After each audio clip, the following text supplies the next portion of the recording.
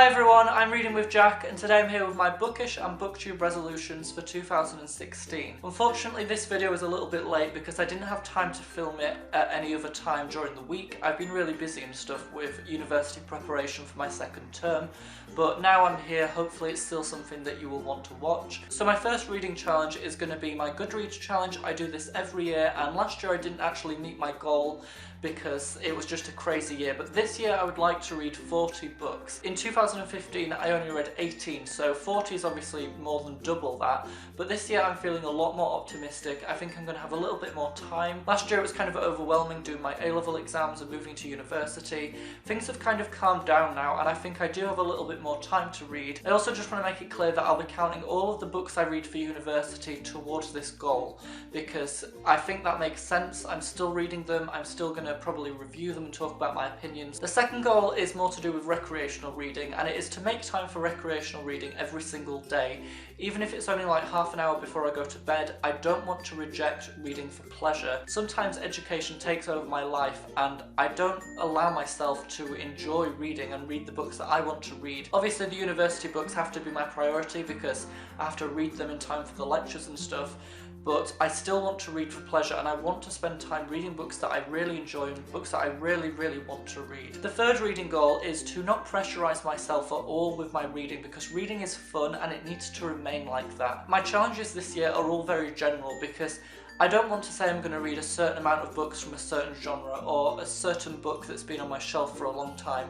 I just want to read what I feel like reading at the time. I'm very much a mood reader, and I think I need to allow that to happen. Now on to my booktubing goals. The first one of them is to ditch the monthly TBRs. I haven't actually done them for a while, but I was considering if I should do them again or not, and I've decided that the to be read pile videos are just quite restrictive for me personally, and not particularly useful because, one, I haven't read the book so I don't have any opinions to share. Sometimes I don't even know what the books are about, so it's kind of a stupid video. I also felt like the ones I did in 2015 weren't particularly effective because I said I was going to read certain books and then I would come to the end of the month and do a wrap up, and I hadn't actually read any of those books. I just read something completely different, so it didn't really kind of tie in with everything else. So to be read piles are no more for Reading with Jack. But on the topic of monthly wrap-ups, I will be reintroducing monthly reading wrap-ups because I do think these are very effective for me personally. I'm obviously quite busy with university and stuff, so I don't always have time to make videos every single week. And I'm not going to say this year I'm going to make one video a week because that's just too much stress for me. I want to enjoy BookTube and just make videos when I can and when I feel like it. But wrap-ups are something that I think will allow me to talk about all of the books that I'm reading within the year, even if I don't get a chance to do individual book reviews for all of the books. I'm aware that wrap-ups are quite brief and some people like me to go into more depth with my opinions, but I just think doing wrap-ups allows me to talk about every single book that I read rather than just a select few. The penultimate BookTube goal for me this year is to make more regular reading update videos. I mean things like Friday reads, weekends reads, currently reading videos, stuff like that, to kind of update you more, because I feel like I want to be more specific about what I'm reading and talk about the process of reading more. I really enjoy sharing my thoughts about books after I've read them, but I also really love sharing my thoughts whilst I'm reading them because sometimes my opinions change as I go, and I think that's really interesting. They're also quite short videos to do and they probably won't take long to produce. The final BookTube goal isn't really about the videos that I'm making, it's more about my attitude towards BookTube, and basically this year I have always said this before but I've never really done it properly. I don't want to worry about view counts or the numbers of subscribers that I have. I actually have a lot of subscribers, in my opinion, more than I ever expected, almost 5,000, which is insane.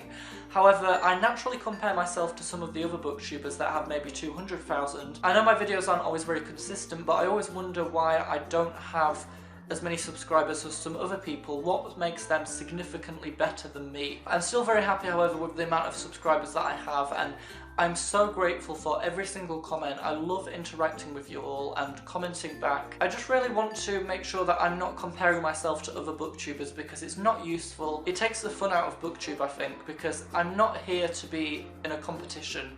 You know, I'm not competing with other people because this is meant to be fun and relaxing, so I'm just going to try and approach it in a very relaxed way, and hopefully my videos will be good this year. So everyone, that is it for my Bookish and BookTube resolutions for 2016. Let me know in the comments what your resolutions are for this year. Do you have a reading goal on Goodreads, or do you not have a goal? I know some people don't like having goals. They find it quite restrictive is the word. Limiting. I don't even think that makes sense. But you know, some people don't have reading goals, so if you don't have one, let me know as well. But until next time, thank you so much for watching, and I'll see you all again in my next video.